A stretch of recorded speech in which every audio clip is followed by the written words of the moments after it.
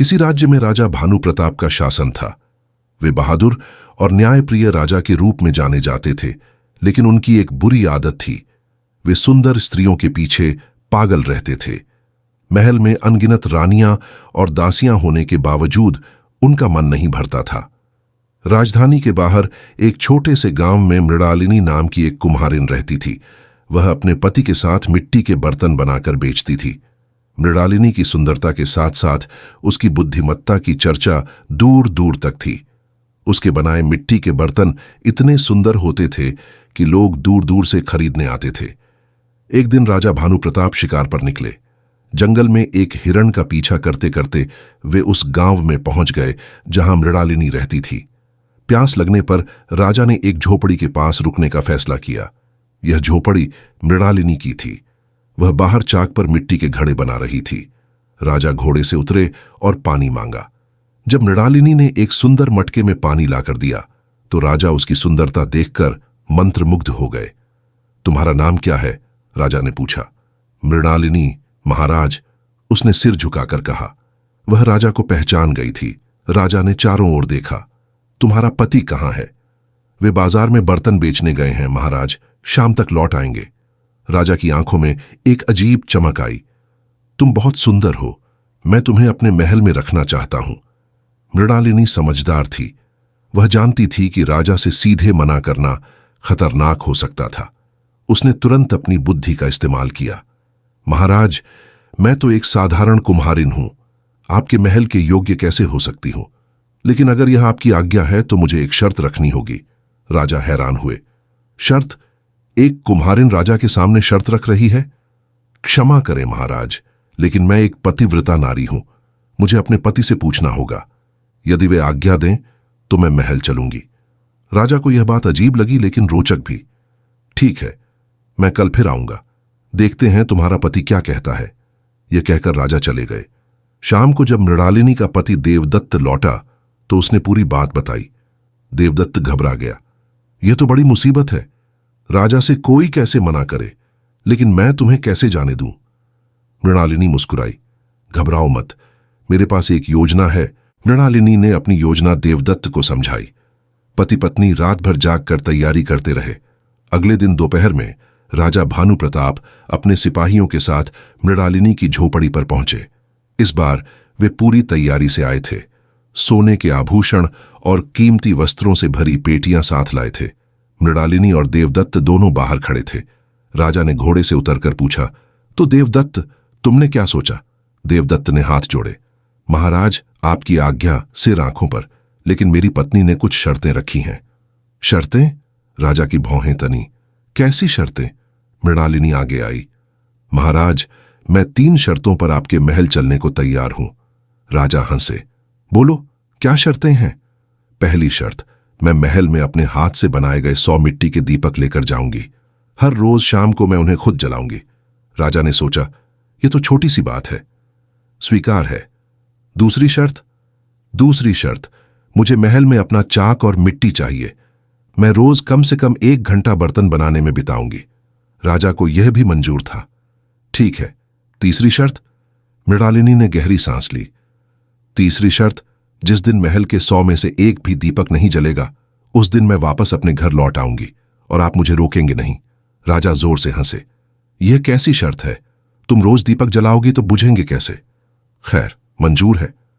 राजा ने देवदत्त को सोने की थैली देकर मृणालिनी को अपने साथ महल ले गए।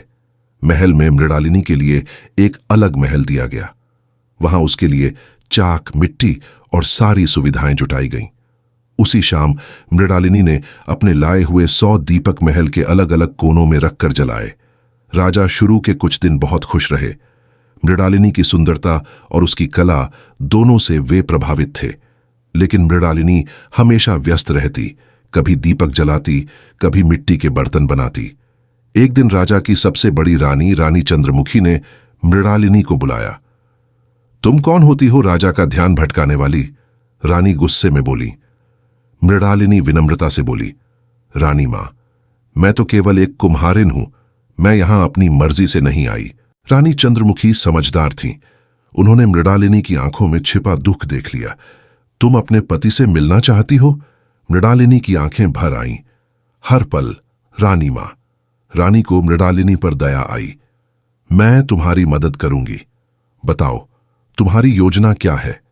मृणालिनी ने रानी को अपनी पूरी योजना बता दी। रानी सुनकर मुस्कुरा दी। तुम सचमुच चतुर हो, मैं तुम्हारी मदद करूंगी।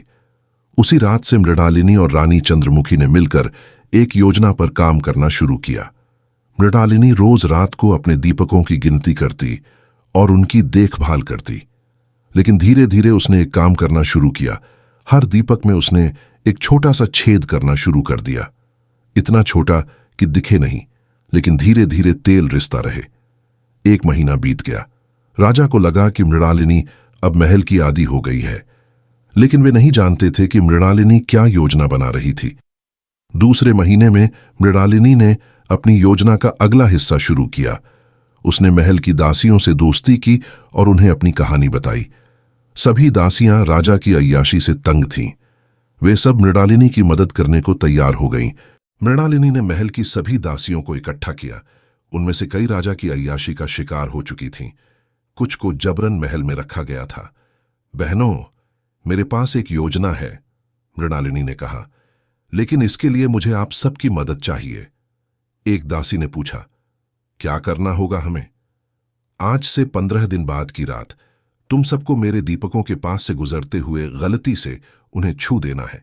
बस इतना भर, बाकी काम मैं कर लूंगी। सभी दासियां राजी हो गईं। रानी चंद्रमुखी ने भी अपना साथ देने का वादा किया। अगले 15 दिन मृणालिनी रोज अपने दीपकों में छेद करती रही। छेद इतने बारीक थे कि किसी को पता नहीं चला, लेकिन तेल धीरे धीरे रिसता रहता था। तय दिन की रात आई। मृणालिनी ने सुबह सभी 100 दीपक भरे, लेकिन छेद के कारण तेल कम ही भरा। शाम को उसने सभी दीपक जलाए। रात होते होते योजना शुरू हुई। एक एक करके दासियां अलग अलग कमरों से गुजरीं और गलती से दीपकों को छू दिया। कुछ गिर गए, कुछ बुझ गए।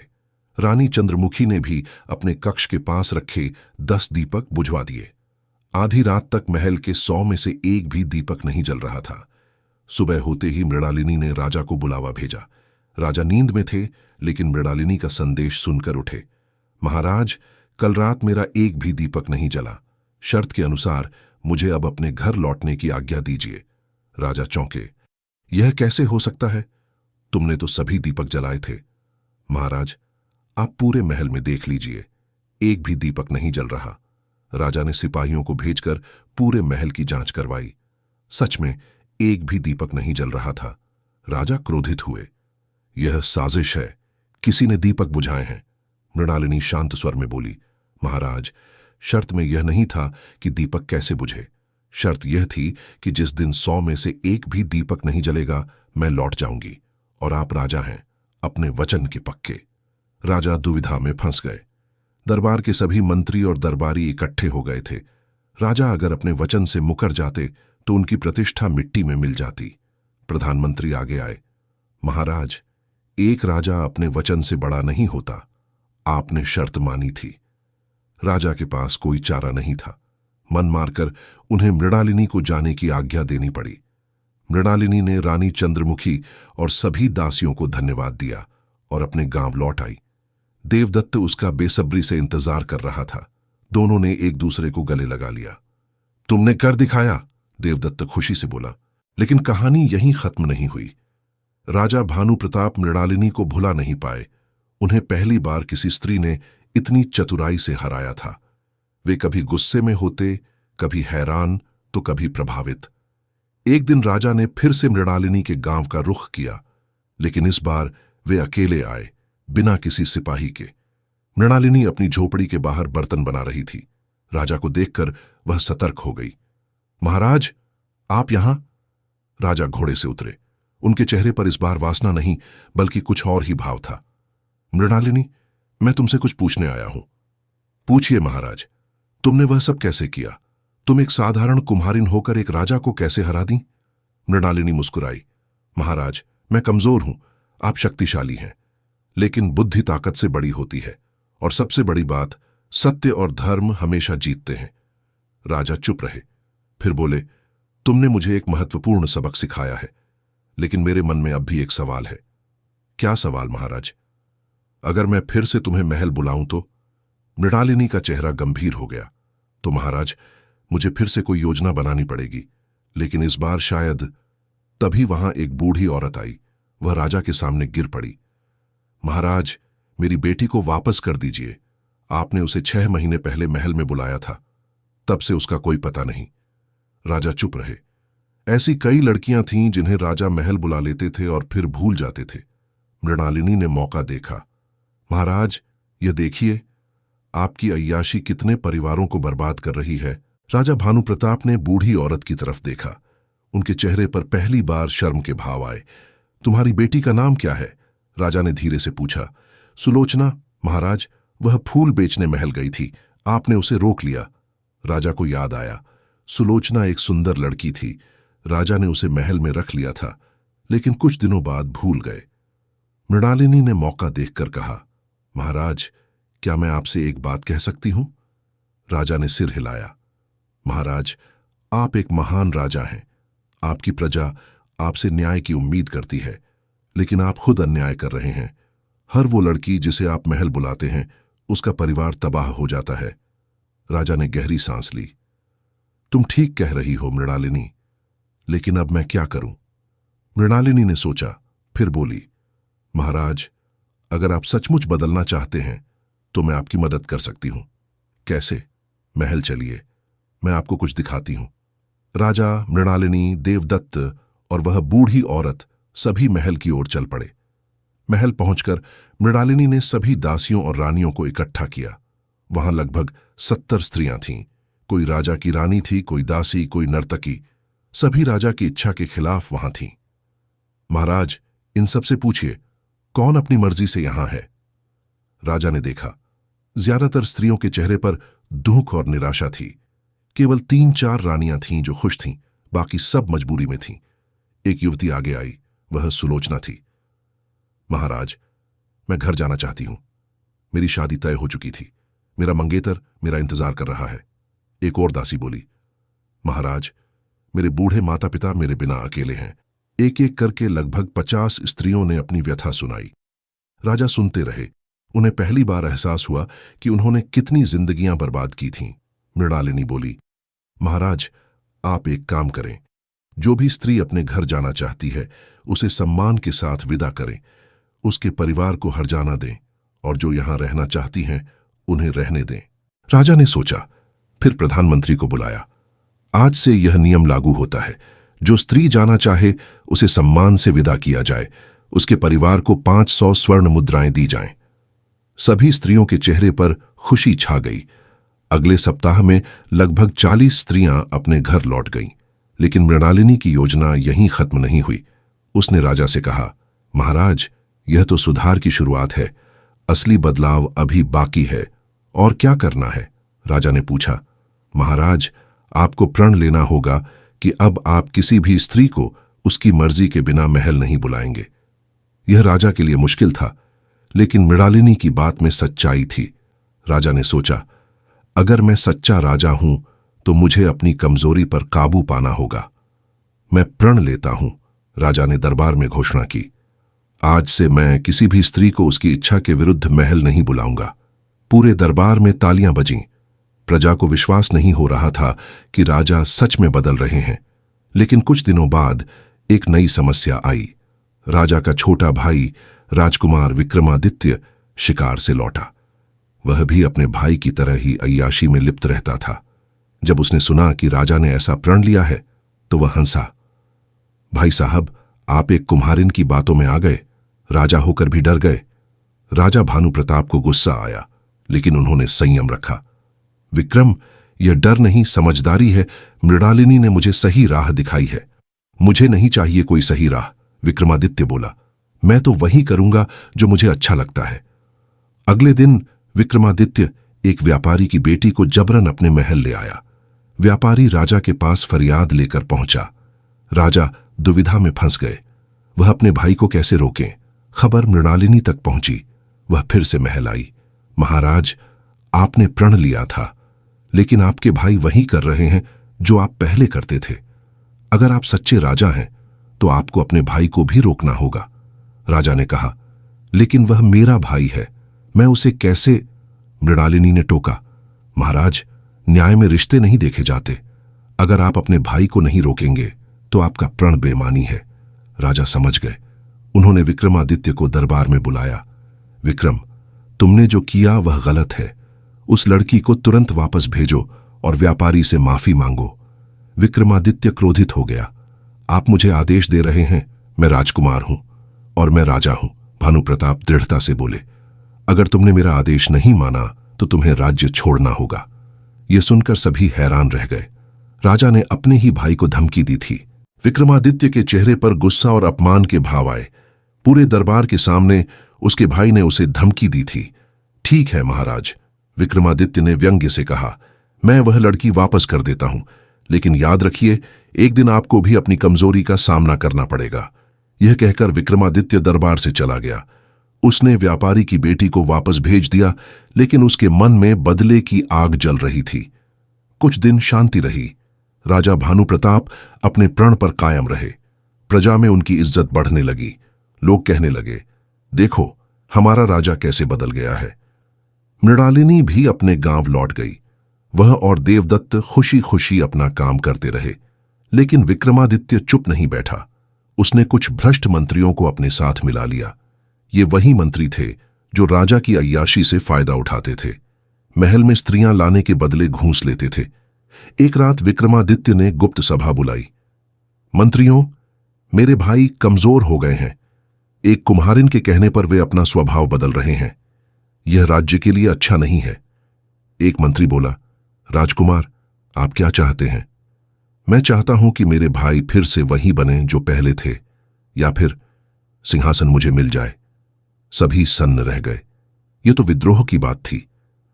लेकिन प्रजा अब राजा का सम्मान करती है, दूसरे मंत्री ने कहा। इसीलिए हमें एक योजना चाहिए। विक्रमादित्य मुस्कुराया। हमें राजा को फिर से उसी जाल में फंसाना होगा, और इस बार वह इतनी बदनामी होगी कि प्रजा खुद उन्हें सिंहासन से उतार देगी। कैसे? मंत्रियों ने पूछा। विक्रमादित्य ने अपनी योजना बताई। सुनकर सभी हैरान रह गए। योजना खतरनाक थी, लेकिन कारगर हो सकती थी। अगले दिन राज्य में एक खूबसूरत नर्तकी का आगमन हुआ। उसका नाम था मोहिनी। वह इतनी सुंदर थी कि जो भी उसे देखता मोहित हो जाता। उसका नृत्य देखकर लोग मंत्रमुग्ध हो जाते थे। मोहिनी असल में विक्रमादित्य की साजिश का हिस्सा थी। उसे पड़ोसी राज्य से बुलाया गया था। उसका काम था राजा भानुप्रताप को फिर से पुराने रास्ते पर लाना। मोहिनी ने शहर के चौराहे पर नृत्य करना शुरू किया। उसकी खूबसूरती और कला की चर्चा पूरे राज्य में फैल गई। लोग दूर दूर से उसे देखने आने लगे। एक दिन कुछ दरबारियों ने राजा से कहा, महाराज, राजधानी में एक अद्भुत नर्तकी आई है। आपको उसका नृत्य जरूर देखना चाहिए। राजा ने मना कर दिया। मुझे कोई दिलचस्पी नहीं, मैंने प्रण लिया है। लेकिन दरबारी लगे रहे। महाराज, नृत्य देखने में क्या बुराई है? हम उसे दरबार में बुलाते हैं। आप बस उसकी कला देखिए। यह तो कला की सराहना है, अय्याशी नहीं।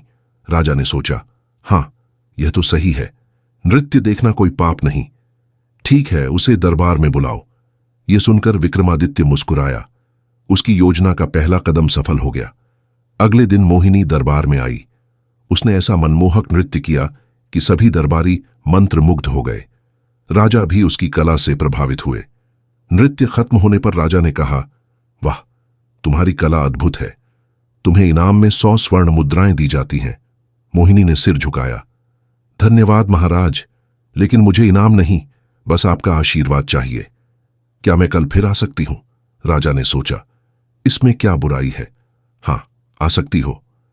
अगले दिन मोहिनी फिर आई, और उसके अगले दिन भी। धीरे धीरे राजा उसके नृत्य के आदी होने लगे। मोहिनी भी चतुर थी। वह राजा से हमेशा सम्मानपूर्वक बात करती, कभी कोई गलत इशारा नहीं करती। एक हफ्ते बाद मोहिनी ने कहा, महाराज, मुझे एक नया नृत्य सीखना है, लेकिन मेरे पास रहने की जगह नहीं है। क्या मैं महल के बाहर बने अतिथि गृह में रह सकती हूं? राजा को इसमें कोई बुराई नहीं दिखी। ठीक है, तुम अतिथि गृह में रह सकती हो। विक्रमादित्य की योजना धीरे धीरे काम कर रही थी, लेकिन रानी चंद्रमुखी को शक हो गया। उन्होंने मृणालिनी को खबर भेजी, जल्दी आओ, राजा फिर से उसी रास्ते पर जा रहे हैं। मृणालिनी खबर सुनकर घबरा गई। उसने देवदत्त से कहा, मुझे फिर से महल जाना होगा। क्यों? अब तो सब ठीक हो गया था। राजा फिर से भटक रहे हैं और इस बार साजिश बहुत बड़ी लग रही है। मृणालिनी अगले दिन महल पहुंची। रानी चंद्रमुखी ने उसे सब कुछ बताया। यह मोहिनी कोई साधारण नर्तकी नहीं है, मृणालिनी बोली। मुझे उसके बारे में पता लगाना होगा। उसी रात मृणालिनी ने अपनी जासूसी शुरू की। उसने कुछ विश्वासपात्र दासियों को मोहिनी पर नजर रखने को कहा। 2 दिन बाद एक दासी ने बताया, मोहिनी रात को चुपके से किसी से मिलती है। किससे? राजकुमार विक्रमादित्य से।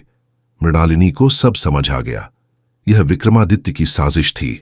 मृणालिनी को सारी साजिश समझ आ गई। उसने तुरंत रानी चंद्रमुखी को सब बताया और एक योजना बनाई। अगले दिन मृणालिनी ने राजा से मिलने की अनुमति मांगी। महाराज, मैं आपसे कुछ कहना चाहती हूं। बोलो मृणालिनी, राजा बोले। महाराज, आप फिर से उसी रास्ते पर जा रहे हैं। यह मोहिनी साधारण नर्तकी नहीं है, यह एक जाल है। राजा को बुरा लगा। मृणालिनी, मैं सिर्फ उसका नृत्य देखता हूं, मैंने अपना प्रण नहीं तोड़ा। अब भी नहीं तोड़ा महाराज, लेकिन धीरे धीरे आप फिर वहीं पहुंच जाएंगे और यह आपकी गलती नहीं, यह एक साजिश है। साजिश? किसकी? यह मैं आपको आज रात दिखाऊंगी, बस मेरा विश्वास कीजिए। उस रात मृणालिनी ने राजा को एक गुप्त जगह पर छिपा दिया। वहां से मोहिनी का कमरा दिखता था। आधी रात को विक्रमादित्य चुपके से मोहिनी के कमरे में आया। काम कैसा चल रहा है? विक्रमादित्य ने पूछा। बहुत अच्छा राजकुमार। राजा धीरे धीरे मेरे जाल में फंस रहे हैं। कुछ ही दिनों में वे मुझे महल में रखने की बात करेंगे। अच्छा, और फिर हम उन्हें ऐसी स्थिति में दिखाएंगे कि पूरी प्रजा उनसे नफरत करने लगे। उनका प्रण, उनका सुधार सब बेकार हो जाएगा और तब सिंहासन मेरा होगा। दोनों जोर से हंसे। राजा यह सब सुनकर स्तब्ध रह गए। उनका अपना भाई उनके खिलाफ साजिश रच रहा था। मृणालिनी ने धीरे से कहा, देखा महाराज, यह सब आपको नीचे गिराने की साजिश है। राजा का गुस्सा 7वें आसमान पर था। वे तुरंत बाहर जाना चाहते थे, लेकिन मृणालिनी ने रोका। रुकिए महाराज, गुस्से में कोई फैसला मत लीजिए, मेरे पास एक बेहतर योजना है। अगले दिन मृणालिनी ने पूरे दरबार में एक सभा बुलवाई। सभी मंत्री, दरबारी, प्रजा के प्रतिनिधि सब इकट्ठे हुए। विक्रमादित्य और मोहिनी को भी बुलाया गया। आज मैं आप सबके सामने एक सच्चाई रखना चाहती हूं, मृणालिनी ने कहा। कल रात मैंने और महाराज ने कुछ देखा जो सबको जानना चाहिए। फिर मृणालिनी ने पूरी साजिश सबके सामने खोल दी। उसने बताया कि कैसे विक्रमादित्य ने मोहिनी को भेजा, कैसे राजा को फंसाने की योजना थी।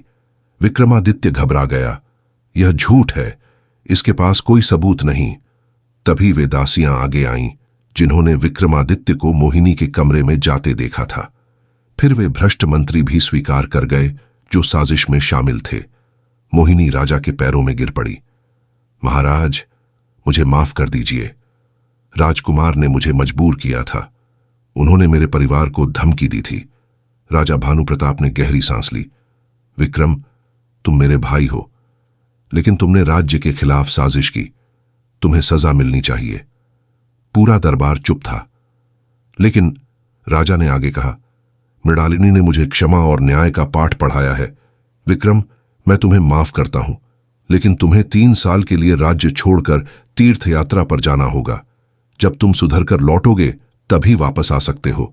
विक्रमादित्य को अपनी गलती का एहसास हुआ। उसने भाई से माफी मांगी और राज्य छोड़ दिया। भ्रष्ट मंत्रियों को पद से हटा दिया गया। मोहिनी को माफ कर दिया गया और उसे सम्मानपूर्वक उसके राज्य भेज दिया गया। फिर राजा ने पूरे दरबार में घोषणा की, आज से मैं एक नया कानून बनाता हूं। इस राज्य में कोई भी व्यक्ति, चाहे वह राजा हो या रंक, किसी भी स्त्री का अपमान नहीं कर सकता। हर स्त्री को सम्मान और सुरक्षा का अधिकार होगा। जो भी इस कानून को तोड़ेगा उसे कड़ी सजा मिलेगी। पूरे दरबार में तालियां गूंज उठीं। राजा ने मृणालिनी की ओर देखा। मृणालिनी, तुमने मुझे सही राह दिखाई। तुमने मुझे इंसान बनाया। मैं तुम्हारा सदा आभारी रहूंगा। बताओ, तुम्हें क्या इनाम चाहिए? मृणालिनी मुस्कुराई। महाराज, मुझे कोई इनाम नहीं चाहिए। बस एक विनती है। हमारे गांव में पानी की समस्या है। एक कुआं खुदवा दीजिए। बस इतना ही। तुम्हारे लिए पूरे गांव में कुएं खुदवाए जाएंगे और तुम्हारे पति देवदत्त को राजकीय कुम्हार बनाया जाता है। तो दोनों को हर महीने वेतन मिलेगा। मृणालिनी ने धन्यवाद दिया और अपने गांव लौट आई। राजा भानु प्रताप सच्चे अर्थों में बदल गए। उन्होंने अपने बाकी के जीवन में एक आदर्श राजा बनकर राज किया। उनके राज्य में स्त्रियों का सम्मान होता था, प्रजा खुश और समृद्ध थी। मृणालिनी और देवदत्त खुशी खुशी अपना जीवन जीते रहे। उनकी बुद्धिमत्ता और साहस की कहानियां पीढ़ियों तक सुनाई गईं और इस तरह चतुर कुम्हारिन ने न केवल खुद को बचाया बल्कि एक राजा को बदल दिया और पूरे राज्य में सुधार ला दिया।